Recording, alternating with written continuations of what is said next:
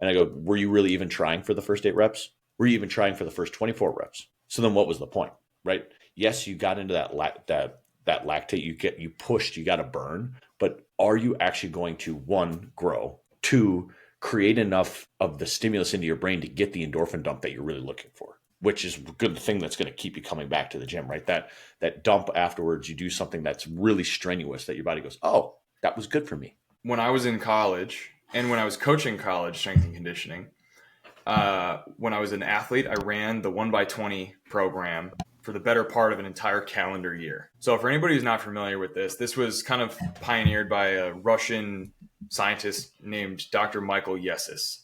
And his logic was, this is centered around linear periodization, which means like you're just going to do the same workout over and over again. You're going to do one challenging set. And then next time you're going to add one repetition and then another repetition and another repetition. And then after a couple of sessions of that, then you go up and wait. And then you go back and you do it again, right? It's sort of the inverse of like a 5-3-1, right? So if I go and I do, a workout in the 1x20 is essentially like all accessories, right? I will squat, like I do a barbell back squat, but I do one set of that. And then I'm also doing an RFE split squat. And then I'm also doing a single leg RDL. And then I'm also doing a 2-leg RDL. And then I'm also doing a band hip abduction. And then I'm doing band hip adductions. And then I'm doing calves. And then I'm doing upper body too. So like I ran this 3 days a week. I had full body. It was probably 25 exercises, right? But again, you're only doing one set of each of these exercises. So day one is you do 20 reps of all these things, right? Day two, I'm doing 21 reps with the same weight. Day three, I'm doing 22 reps with the same weight. And once I get to 22 or 23 reps with that weight, then I add 5 pounds or the minimum, whatever the minimum is, right? So like if I was using a dumbbell, a lot of times I'd take it to 24 or 25 or 26 reps because like you're going up whatever you're doing dumbbells, you're going up 5 pounds per hand. So 10 total pounds. It's a little hard to make those jumps, but that was the strongest weight room strength I have ever had in terms of like weight room feats. Let's put it that way, right? I squatted 305 for 20 reps at the end of that year, right? Now, here's the interesting. What was your 1 rep? What's the point of squatting? Well, this is what's interesting is my 1 rep max was probably only about 450, right? Did you experiment and find it or no? Yeah. I mean, I squatted for like 435, right? And that was all I was really willing.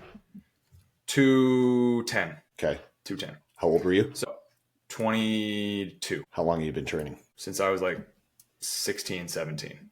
So like decent training age, right? And then what we did was we ran that for all of like the freshman football players. We forced them to do this. And like we saw some like really ridiculous body weight and strength gains, right? Like, and so what I think is like, so to your point about like the first 15 reps of that set, those are not developmental reps, right? I don't disagree with that. And this is actually how I explain this to kids that I train now is like your last 3 to 5 reps of every set are the developmental reps, because that is where we're getting over the threshold of the reps in reserve or relative intensity now that is going to create change, right? So like every set that you're doing, really like every rep scheme that you see, every percentage assignment, what you're really saying is I'm doing within a certain proximity of failure. However you define failure for whatever physical attribute you're trying to train. Right. So even for speed work, even for speed strength, right? Or something where I'm not anywhere near failing the rep, I can still be close to failing the output that I set out to do. Right. And that's where the VBT devices become really useful. Right. You and I have done a bunch of these workouts where we're like, hey, we're going to go until we dip below 0.8. On meters per second on our bench press, right? And you just do the set and you're like,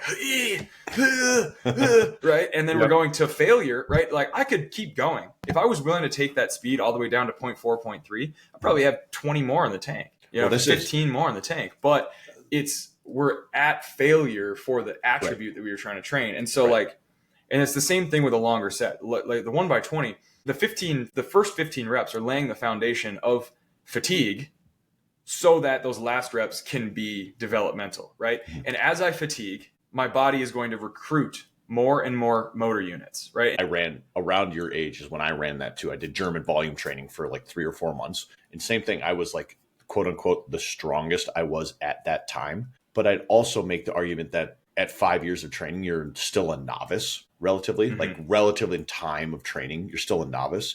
If you were to run the same thing now, you would be in shambles. You'd be I in wouldn't be able absolute to shambles. recover from it. Because Exactly.